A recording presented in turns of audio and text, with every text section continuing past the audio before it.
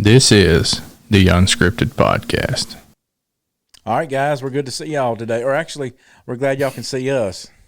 You remember the video we made, Bob, during COVID?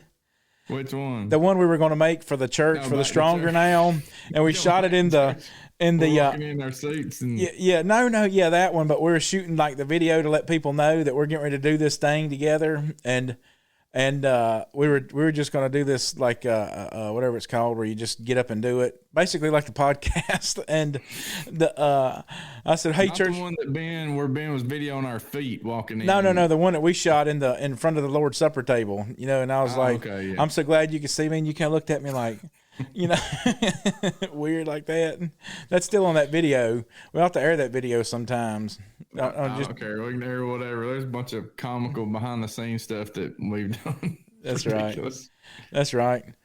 All right. So we started last week on our this kind of, I say last week, a couple of weeks ago, on this series about how do you know if you're part of a dying church or not, and we looked at some high level stuff, and then we just looked at some certain dangers that a churches, we looked at those churches in Revelation, and we did some quick math, and we said that they were at best 50 years old, and the Lord's already telling them. What was he telling them? Yeah, you gotta shape up. There's something you need to do. That there's kind of the principle that the Lord does for every one of those churches is he does this, what I call the sandwich effects. He gives them a piece of bread. Let's kind of soft move into this thing. Then he gives them some meat. This is what you need to change. And then he gives them another piece of bread. He who overcomes. And every single one of those churches and those letters, he said, he who overcomes, I shall give, either the crown of life, or I'm going to give to eat from the tree of life. Not going to take away his robe, those kind of things. And man, it's we got to be live and vibrant. And by the way, we need our listeners' help with this podcast. First of all, if you're listening today, I hit up a person today that I didn't know had been listening to our podcast, and I was sending something out to them from back in the site, the one we were coming back, and they said, "Yeah, we've been listening for 2 years, and glad y'all are back at it." Well, I think that I knew that they'd been listening, but I didn't know that they were like listening regularly, all the time. And so, if you're listening today, yes, just comment. Where are you listening from? We'd like to hear where you're listening from. What state on Spotify or Facebook or whatever. I was having a Bible study at my house Friday night. We study with two families on Friday nights at my house, and one of them held up their phone and was like, "Look at you getting all fancy. This is something I learned. This is so just so you guys know kind of the behind the scenes, the way this thing worked." And Bob and I were at KW together.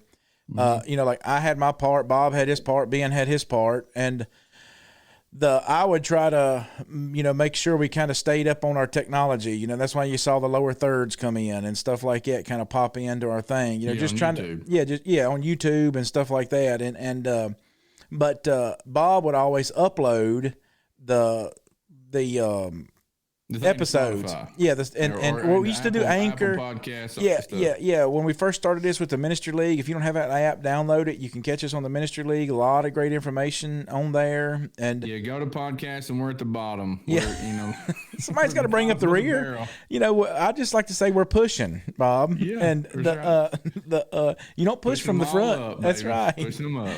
And we were doing Anchor, and then Anchor kind of got absorbed by Spotify or something like that. I don't know the logistics of how it worked. But anyway, so, I taught Bob how to do this part, and then I forgot how to do it. So Bob had to teach me how to do this part again.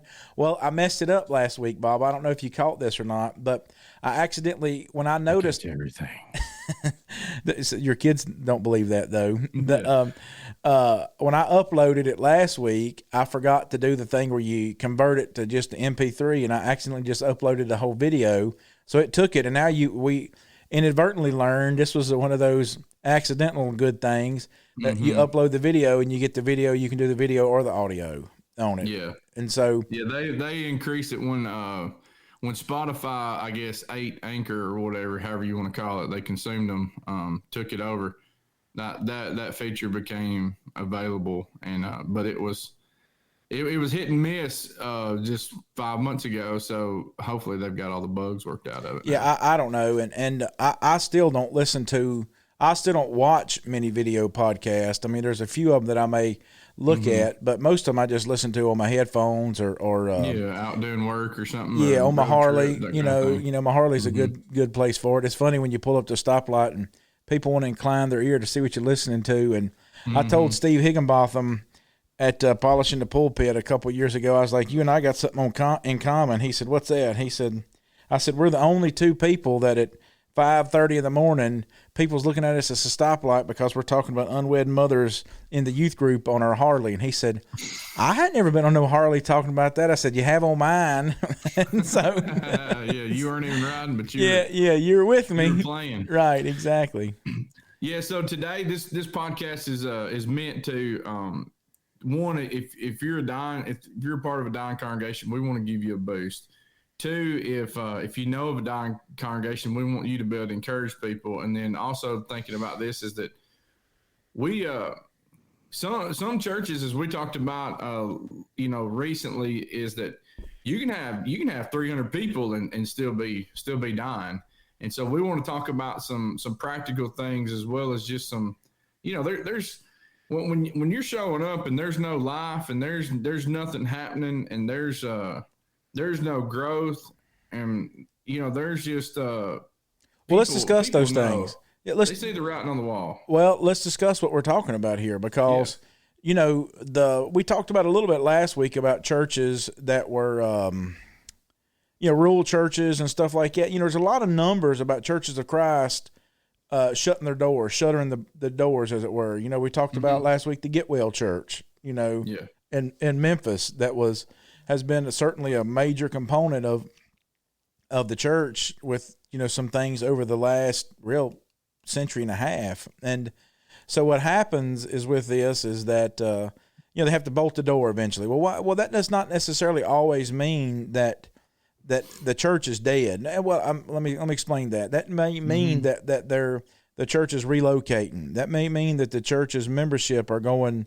to a different location. There's a need to shut the doors for whatever reason. There could be a disaster. If we're honest with ourselves, the Get Well congregation, being what you say, is not in a really good spot anymore, neighborhood wise. Not at all. There's a lot of crime and definitely poverty just around that area. Yeah, and so and I'm not saying that we need to avoid crime and poverty.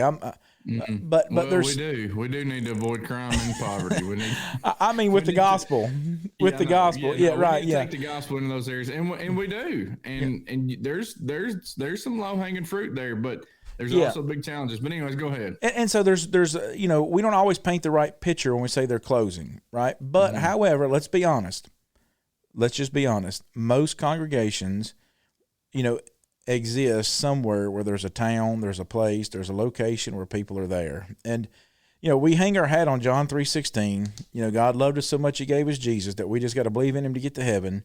But we forget that one chapter later when he's in Samaria and the disciples are saying like, well, I can't even figure out why you did this for. And he says, boys, verse 35, lift up your eyes, the fields are wide unto harvest. And either John 3:16 is true and John 4:35 is not, or either both of them are not true or both of them are true. There's only three conclusions you can come to there. And which two verses did you say? I was thinking about John 3:16. And then what's the other one? John 4:35. Yeah. Right. Lift up your eyes. Yeah. Yeah. For the fields are wide unto harvest. Right. And so either John 3:16 is true and John 4:35 isn't, or both of them aren't true or both of them are true. There's only three conclusions you can come to, and I hope that you come to the fact that that both are true, because if it does, and you really believe that, it's going to motivate you. And so, when you look at that we talked about last week, this idea of what happens, where do we get with congregations? How do we end up in this place? Because, you can look at a congregation and they could be swelling, but that don't mean that they're really growing. See, there's a difference between swelling and growing. Swelling is when, you're filling up, but you're not really growing. You can retain water and be swelling, but not really growing. Yeah, that's right.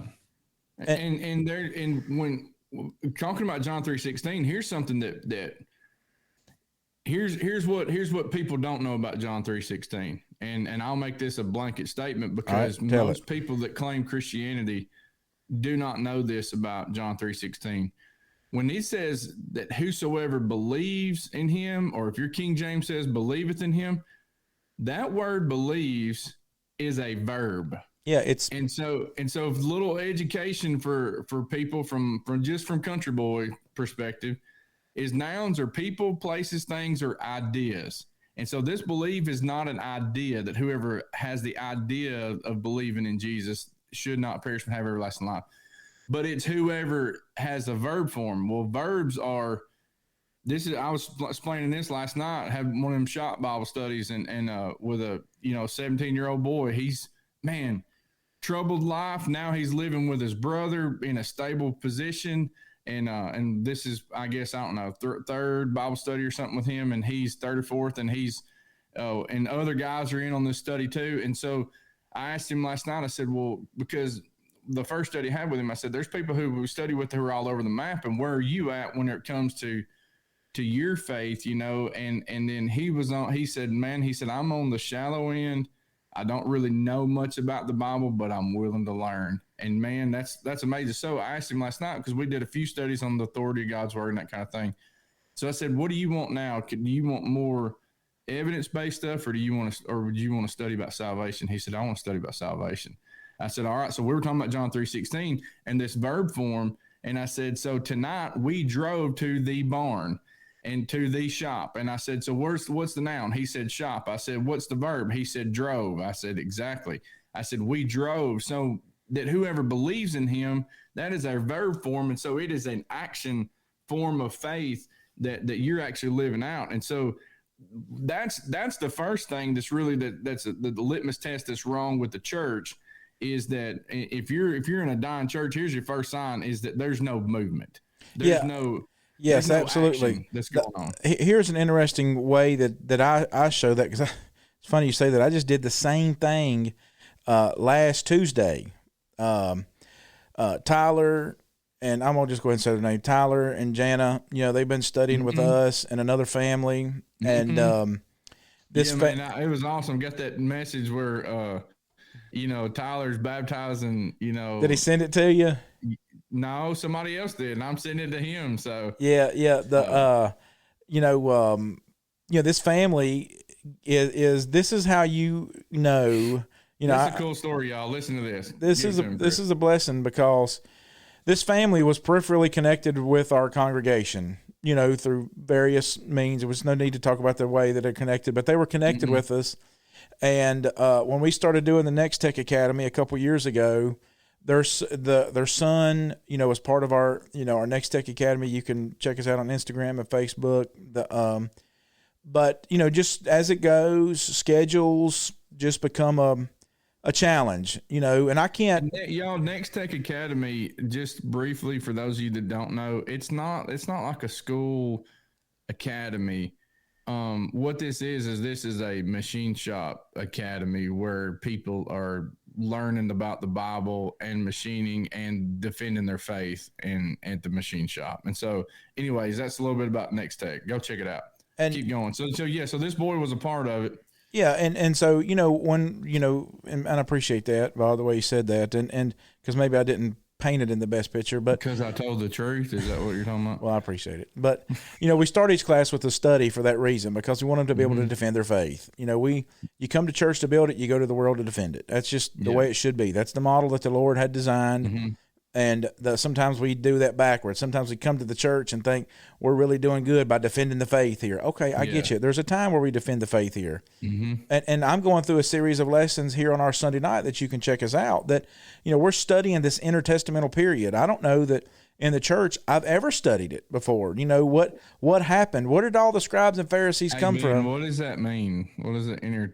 Because I don't know. It's the period between Malachi and what would be called Malachi, the 400 years, the silent years. Exactly. I just been going through and just showing all dead, but God didn't speak for 400 years, pretty much. Exactly. He didn't have a vocal spokesman, but where do the scribes, the Pharisees, the Sadducees? How do we know? Like last Sunday night, we talked. How do we know assuredly that the Old Testament is the only thing I can get through that we have is the same one they used in the day that Jesus was here.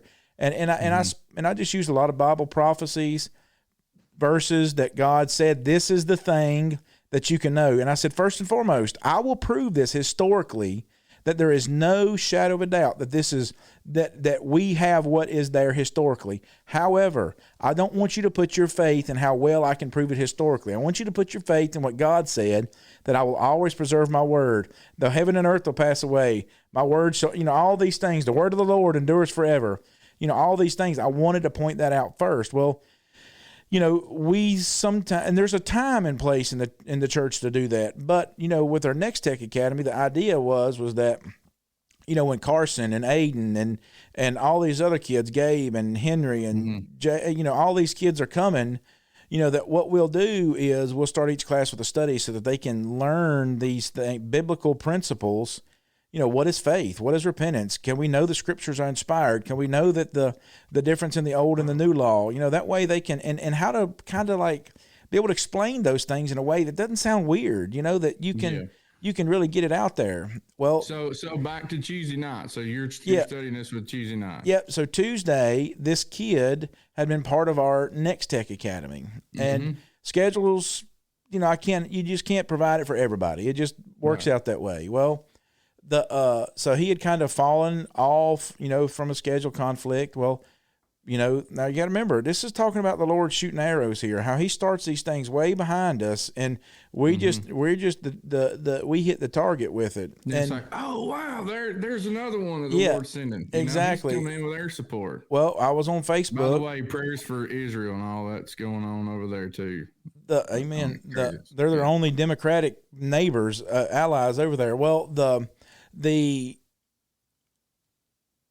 this family, I was on Facebook one night, and it was somebody who's like, your friend such and such commented, this guy's a little bit crazy. And so I was like, okay, let me see.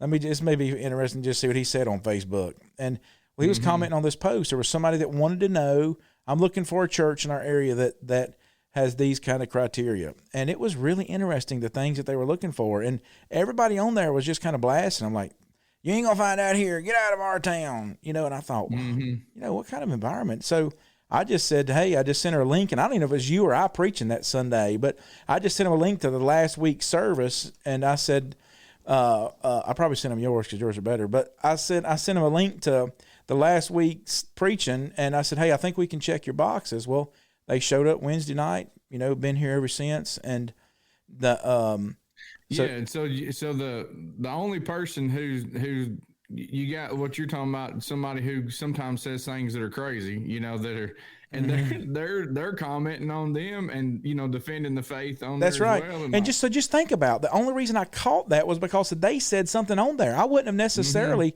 caught that. I don't spend a lot of time on Facebook, so I don't necessarily catch these things. When I catch them, I try to. And I'm thankful a lot of people in our area are still asking for, hey, is there a church? Is it, this and that and the other? And I try to hit those, and I'm sure I miss them. But what was neat too is during this part. So these people end up showing up to church, and then they realize, okay, we've got connections through kind of a child that had happened through through a family, and so now then you and Tyler and Jana and Jessica are studying with these people, and Tyler and Jana had connections with them. That's right. And my oldest boy Aiden, because Aiden, while he did quit the Next Tech, or couldn't do it anymore, I should say quit. It sounds like harsh, but couldn't do it anymore.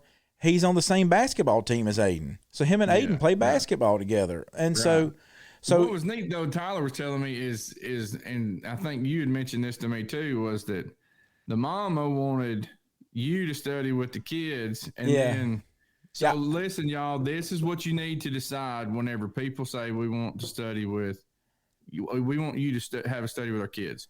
Study with the parents and the kids at the same time. Yeah.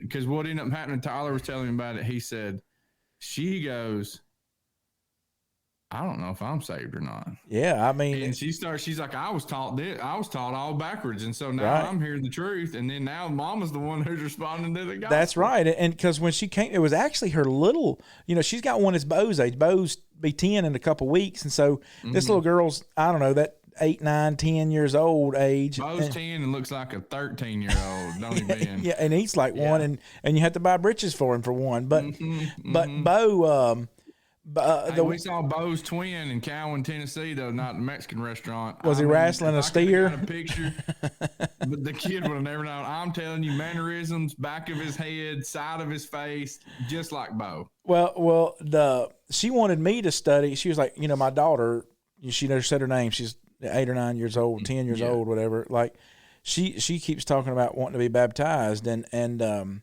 she said, can we have that conversation with her? And I was like, I got an idea. Why don't I just help you understand about it really well, and then you can have isn't it more powerful for mama to have that conversation than me? Absolutely. That's what I asked her. She was like, yeah, that is. I was like, okay, so let's do this. So we set it up, and then she was like, her oldest son, she was like, he was even asking me the other day, like, this guy was doing the Lord's Supper talk and talking about examining yourself, and the boy said, I don't know if I'm right or not.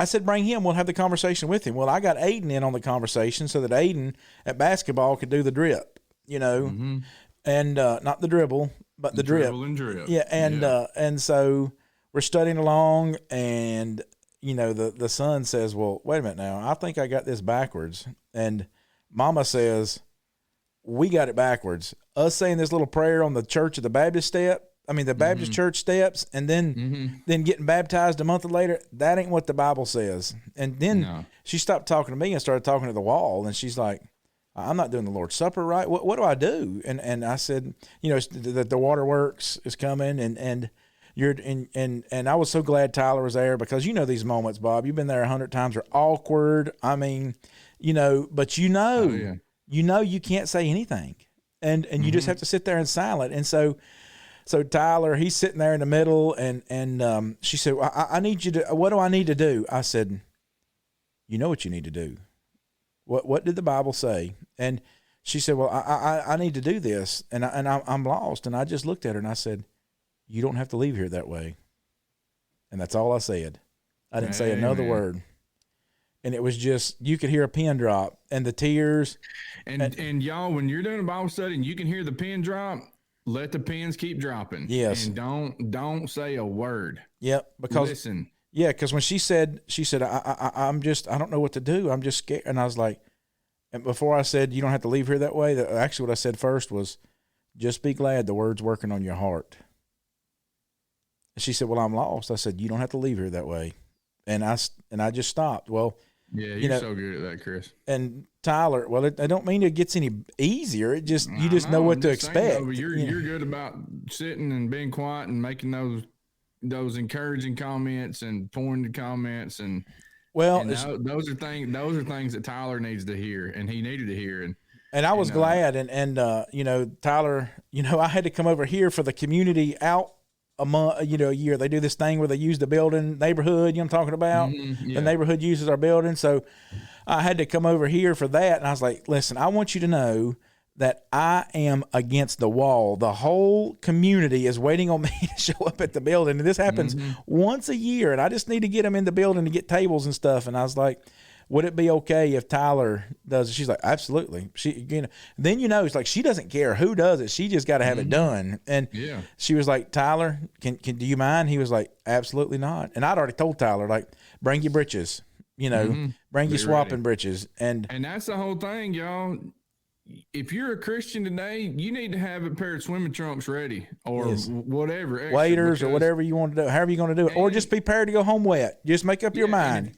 And if you're not, and here's another thing too, men of the church, leaders in the church, you need to have a class on how to baptize somebody. Because the idea that the preacher's the only one who can do it, it's ludicrous. Amen. And that's one thing that's really pushed at Little Mountain Ministry Camp.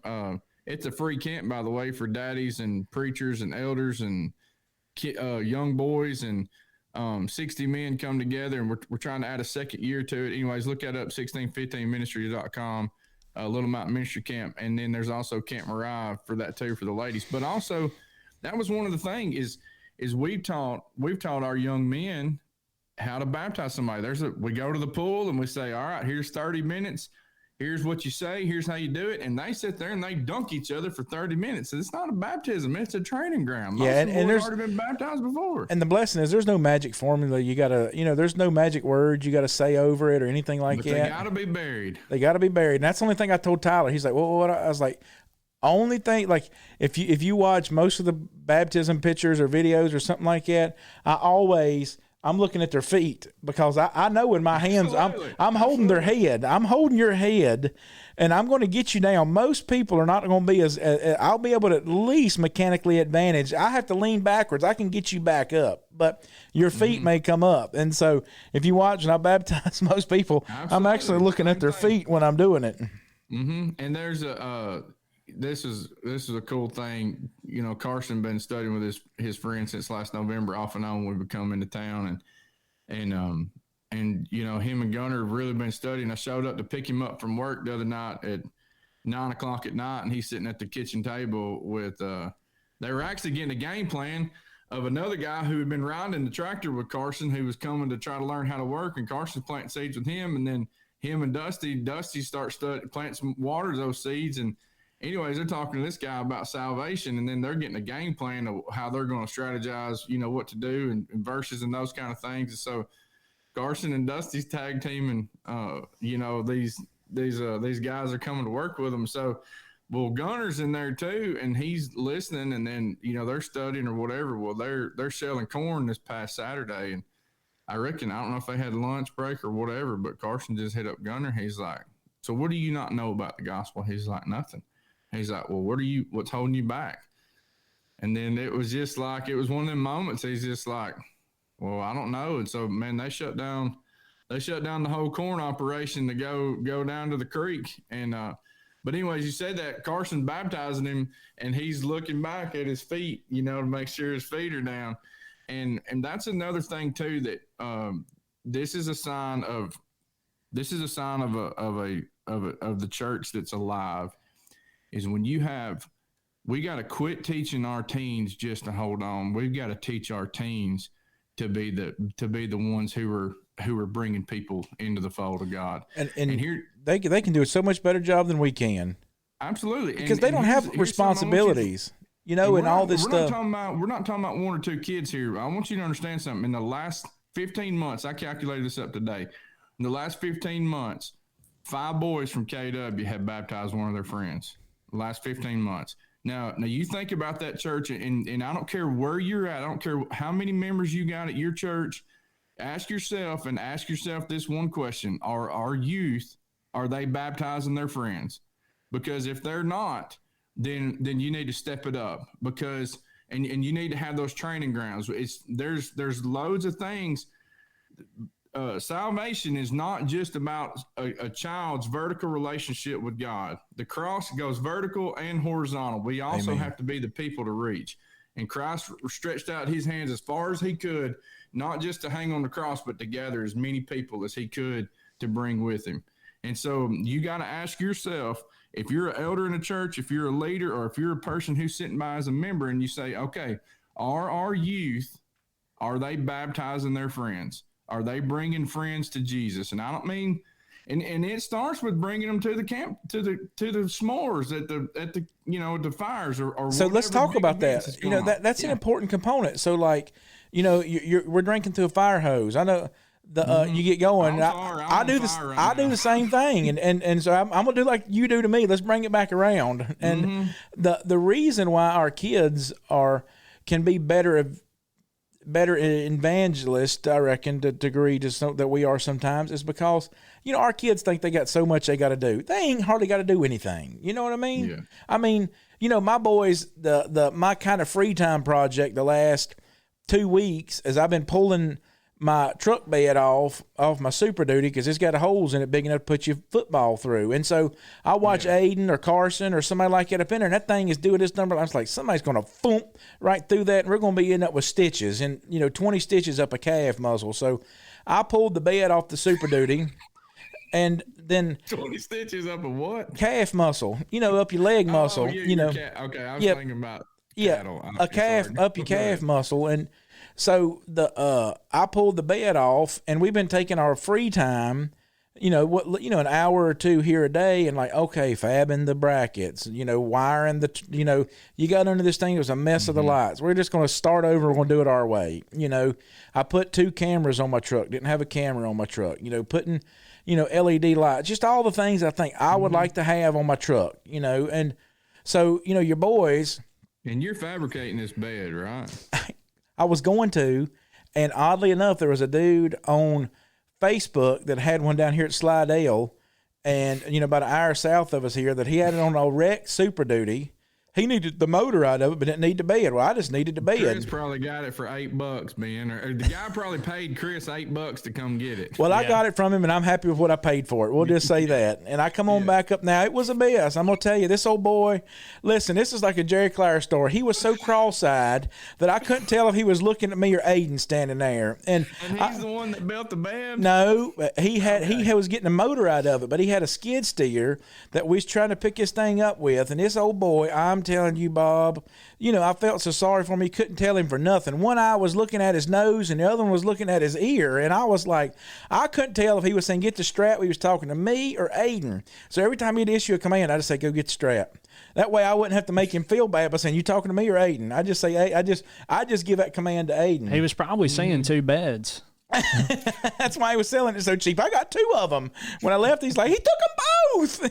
And y'all, this is the only podcast you can get information like this from, just right off the cuff. And I mean, he making stuff up. He busted the windshield out of the skid steer, getting that thing on there. I told Alan went with me, Alan Morrow, and I was like, wonder what'll get, the back glass of the truck or the skid steer windshield. Got the skid steer. That dude's on fire right now, isn't he? Oh, man, absolutely, man. I'm telling you, he is it's an amazing thing. That's another symptom of whether you're growing. New Christian right there. And so anyways, I come back, we're doing the beds. Anyways, long story short, the kids are always like, when you go in and you're like, all right, boys, y'all get done with your schoolwork, whatever it is, I'll be back 2:00. I need 2:00 to this time. We're going to work on the bed.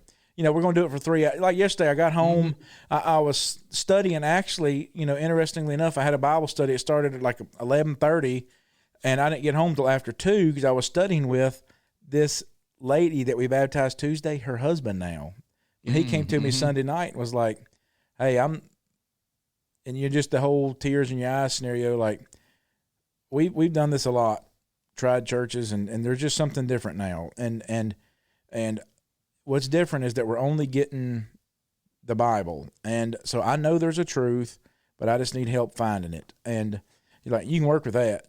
And so I went over to their house to study with him yesterday. Well, I got back home, and we worked from then until, supper time. I was trying to grill chicken and work on the bed at the same time. Well, the reason why your kids can do so much more, I say all that to say this, is that I tell them, like, we're going to work on the bed for 2 or 3 or 4 hours, whatever it is. And it's like, oh, man, I got to work on the bed with Daddy for 3 hours. And it's like, you ain't done nothing all day. I mean, you did your schoolwork, you did your chores, you did your little things, but the rest of the time, y'all out here shooting basketball, fishing, riding the side-by-sides around. You've got the rest of the day that you can do whatever you want to do, but when it's 3 hours, and so that's why, as adults, now listen, I'm going to say this, and I don't want this to be anybody's excuse, because I'm not offering an excuse, I'm offering a reason, that as adults, we have responsibilities. You got to raise your kids. You got to take care of your family. You got to put food on the table, whatever that means. If you got to shuck corn, shoot deer, whatever that means, you got to put food on the table. So that naturally takes time. I get it. That does not absolve you of the responsibility of teaching, reaching the lost with the gospel. All I'm saying is because you have those responsibilities, you do not have as much time. Your kids have so much more time on their hands. So that's why you remember, whoever you are listening to this, when you were 17 or 18 or 19, you had all these friends, all these, unless you're, socially, kind of introvert or whatever. But I had tons of friends that I hung out with, fished with, hunt with, played ball with, went to races. I mean, all these things, rode motorcycles together, all these friends. Why? Well, it's because I had free time. So if we're going to be a church that's going to be a growing church and not a dying church, we've got to have a way that we can vibrantly get the youth to participate. Now, whatever that means, I don't know what that means, but your congregation has to ask and answer. You might have to plan something, but sometimes you just go, hey, what do y'all want to do? That's right. And do it with them. Yeah. Your kids, if they like something, they will invite their friends. Period. Absolutely. And here's something too that was neat. Ben, why don't you tell our listeners about the basketball goal at KW? Oh yeah. So in my neighborhood on Facebook, they posted one of my neighbors just posted, hey, I got this free basketball goal if somebody wants to come pick it up. Well, I went and picked it up. We put it over here by the bus barn, and now. Describe the basketball goal too to our listeners. Well, it's really cheap looking. There's nothing to it. I think the backboard's even crooked. We had to. It's all. It's a Bobo basketball goal. It's a Bobo basketball goal. It was a free basketball goal. Okay, right. It was for free. Exactly. So we put it over, you can't peel those kids away from the basketball goal. No, and they'll bring their friends to the youth class, and they'll hit the basketball goal, right after class, and they'll be there for 20, 30 minutes, and then when their parents say, "Oh, it's time to go," they're like, "Golly." Yeah, I mean, my kids bring their shorts to change into to go play basketball after church, and it's a free basketball goal. There's no, right. And you can, if you pull up at KW sometime between 20 minutes till and 5 minutes till, there's somebody out there shooting basketball. You got to dodge basketballs. If it's an afternoon or evening Don't park near the basketball goal. Right, exactly. We welcome our visitors, but we just want you to understand you might accidentally get a dent. Well, there's a reason why the visitor parking is on the other side. There you go. That's right. Well, your kids, we got to understand something, that we have a wrong expectation of our kids, and a lot of that is due to the culture that we live in. We think that the height of getting our kids to be faithful in the Lord is making sure they're informed. That's not the truth. That is not. I mean, that is a component of it, but it's not all of it. That's exactly right. It does not mean that our kids are well informed. Sure, they need to be well informed, but I want you to ask yourself a question. If you're a listener, when is the last time you had a Bible study with somebody, and what holds you back? What are the reasons why you're not having Bible studies? Now, if you are, and I hope that you are, having Bible studies, and you're trying to teach people the gospel actively, what got you started? And think about the growth process you had to go through. Think about if you're 42 like me, and have really only been evangelistic for the last 13 or 14 years of your life. You've been a Christian for 20. You spent the first 6 or 7, and you taught a handful of people, less than 5 probably, the gospel. Is it okay for me to share what your about your dad? I mean, your biological dad? Yeah, go ahead. Faith? Yeah, and the thing about Chris is our listener need to know too, is Chris' daddy was an atheist. And so let that marinate with you for a little bit. And so there's praise God that your mama got taught the gospel. That's right. And she went all in with Jesus. That's right. And so that's passing down this part, but so you can do this. That's right. And so you think about this, you step it back to our kids. You take our kids that are 13, 14, 15, 16 years old, and we think it's good if we can get them to get up and sing Jesus Loves Me. I got you. That's great. Mm-hmm. But, however, you're going to have kids like I will get up and lead singing. I'm not scared to lead singing. I sound like I'm squalling a duck. And so, you just got to realize I'm not saying this because I want to get out of it. I'll do it. I've done it a lot. But I'm just not good at it. I know that. But I can tell you this, that because I've done it a lot, I don't mind getting up and doing it. I just know I'm not going to be good at it. I'm not scared to do it. However, you're not good at it in your standards or what you think that the world's standards, but in God's standards, if you getting up and doing that, man, he's saying that dude's being faithful and he's using what he's got for my glory. Because when you think that God doesn't want to hear your voice Oh, He gave it to created me. it. He's the one that created it. He That's wants right. to hear it. You're That's a lot right. better than me and Bob when you sing Spanish songs. Absolutely. Yeah. Chris is the best Spanish songwriter at KW. So, I mean, that's I'll just say the that. truth, I'll Chris. agree with that one. Yeah. Yeah, you're the best Spanish songwriter. Yeah, So, but you know, you take your you went kids. from worst to best. There you go. You just got to find your niche, man. It's like there's somebody who's the best jump roper in the world, you know, but they probably still have a 9-to-5 job. You know, nobody's going to sell tickets to watch a guy jump up and down in one spot, swing a rope underneath him, you know. But at the end of the day, if we have our kids actively engaged in we have an environment. If your church wants to grow, if you want to be a symptom of a church that's growing and thriving, this is what you need to have. A component of this is have your youth group have a place where your youth group want to come. They will bring their friends. I guarantee it. If it is not a place where your kids don't want to bring their friends, something's wrong.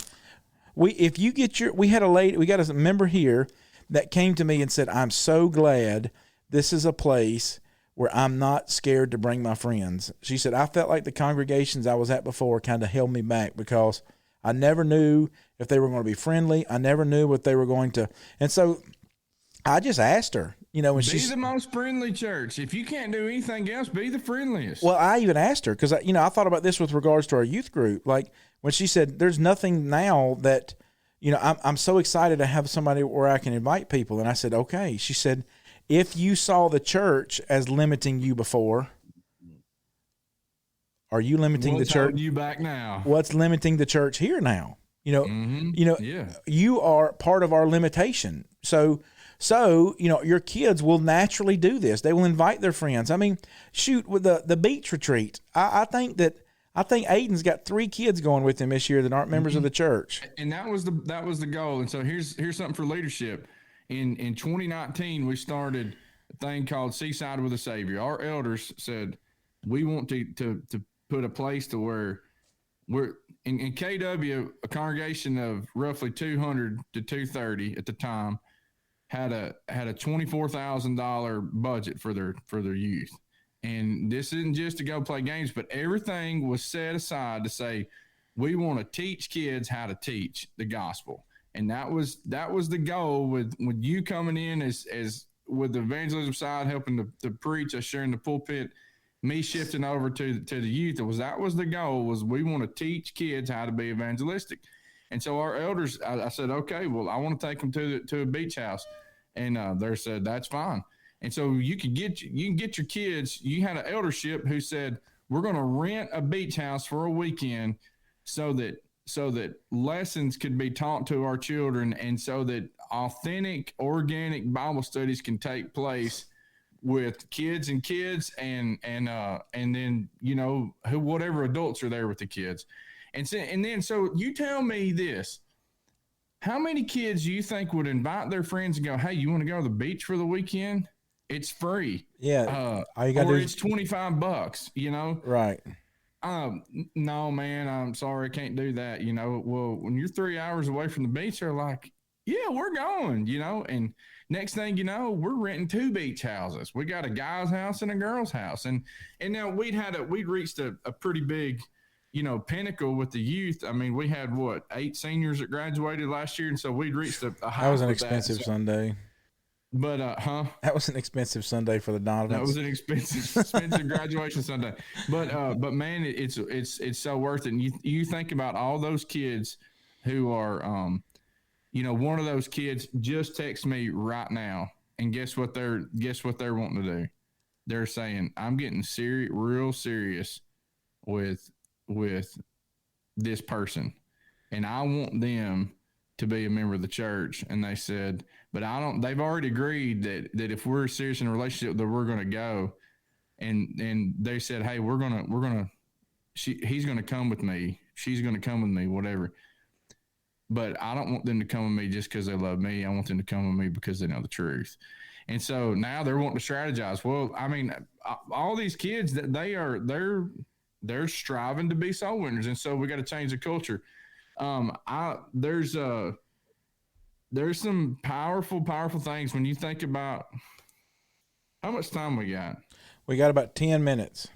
Okay. So here's here's something I want everybody to think about. And I challenged the church this past Sunday morning, and I want you to think how many Andrew the disciple, how many big Andrew stories do you know in the Bible? And then think about Peter. Like, okay, how many Peter stories come to your mind? Well, everybody starts shooting off Peter. You know, Peter walked on water. Peter preached the first sermon. 3,000 souls are baptized. You know, Peter's walking the streets. You know, by the time him and John go to the temple and Peter confessed him as Christ first. Huh? Yeah, Matthew 16. He was the first one. Jumped out the crowd. Confessed Jesus. You know, John 6. You know, we've come to believe and to know that you're the Christ. Who else we're going to go to, Lord? You're the one with eternal life, you know. And then, you know, Peter speaks up about how often should I forgive my brother? You know, 7 times. Peter's always talking, and a lot of these things were clicking with him. You know, Peter and Cornelius' house, they're laying people on the streets just so they can get under the shadow of Peter. Somebody brought up the church. Peter's an elder in the church. Well, all these different things. Well, I said, okay, I want you to think between the end of Bible class and end of the sermon, end of worship, tell me how many Andrew stories that you got. Well, there's pretty much 4 times that Andrew is mentioned in the Bible. You got Andrew is there in John 12. This was our back in the saddle, that lesson, you know. So somebody came to Philip and they said, some Greeks said, sirs, we wish to see Jesus. They came to say that to Philip. Philip went and got Andrew, and Andrew and Philip went to Jesus and told him. Then Jesus begins to teach. Okay, big story, right? No.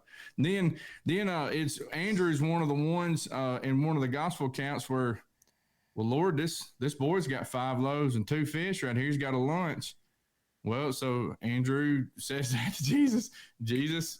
So Andrew is one of these behind the scene guys, but he's there. In Acts 1, we see where Andrew's still there post resurrection. Well, but here's the thing: in John 1, Andrew is the one that brings Peter to Jesus. And so you may be thinking, well, and he was there before. You know, he was a disciple of John first. So you see that, disciple of John. You know, he was all in with the Lord long before he was all in with. I mean, before he saw the Messiah. That's right. He was waiting on the Messiah. When John said, "Behold, the Lamb of God, who takes away the sin of the world," Andrew begins following Jesus, and he comes and gets his brother and says, "We found the Messiah, the one who the prophet spoke about." And he brings Peter to Jesus. And now I don't know if Jesus ever commented anything to Andrew or not. It's not recorded, but when Andrew brings Peter to Jesus, Jesus immediately addresses Peter, and Jesus knows people's potential. But Andrew was not the one who was going to speak up and boldly speak before the thousands. Andrew wasn't going to be the one who's going to have the faith to get out of the boat and walk on the water. But here's the thing: Andrew brought his brother to Jesus, and his brother was going to be the one. But Andrew, even though Andrew couldn't speak or didn't speak before the thousands, Andrew still had the responsibility as a follower of God, as the same responsibility that Peter did, and that was to bring souls to Jesus. And that's exactly what Andrew did. And Andrew says, "Hey, we found him, and he brought him to Jesus." Yeah, that's that principle of the seed principle. You can count the seeds in an apple, but not the apples in a seed. And so you just have to realize that, you know, if you're going to be part of a church that's growing and thriving, there's got to be movement. There's got to be action. There's just this, you know, you started it out that same way with John 3:16. You know, there's this powerful thing in Hebrews 11:6 that without faith, that's the noun form of the same word, pistis, the Greek word, that is impossible to please him. For he that comes to God, action, must believe. Comes to God. That's right. Yeah. That's the action. Must believe, pisteo. That is the Greek, same word, noun, verb. It's just, here's the question. If I say I'm going to go, I got some Google today, you know that I'm talking about. Pisteo is the verb. Pistis is the noun, right? Pisteo. Yes. Yeah, exactly. Yeah. And so if I say I got some Google, yes, I bought the stock. I own part of Google. I own the noun form. If somebody says, "Hey, how many, liters? What is it? Cups are in a gallon, or ounces are in a gallon, or something." I don't know. Google it. 128. Yeah, it's 128. I just had to look this up the other day because I was buying paint to paint the bed with, and I was trying to figure out would it be cheaper to buy the rattle cans or to buy a gallon of paint? What would be the difference? I had know to. which one will make your finger feel better. Yeah. Well, anyways, you're right. But you can take a little bit of finger hurting if it's a lot cheaper, though. I love it, Ben. I love it when Chris's mind goes. Sorry for making your mind go away to your finger. But the fact of the matter is that what you got to see is action, and it's the right kind of action. So your youth group is a component. Now you may say, well, we don't have any youth. Well, I can promise you that you can. You can have youth. And the way that you have youth is being an attractive place that can have them. We're not talking about laser light shows. We're not talking about, I don't care if you're a church of all gray hairs. Please don't take that in a disrespectful way. But I can promise you that you can understand, you can provide something in some kind of way for the community, because all it will take is one. You're still thinking in hundreds. You still you think in one. You think in seeds. That's all you need to think about is seeds. You think in one seed.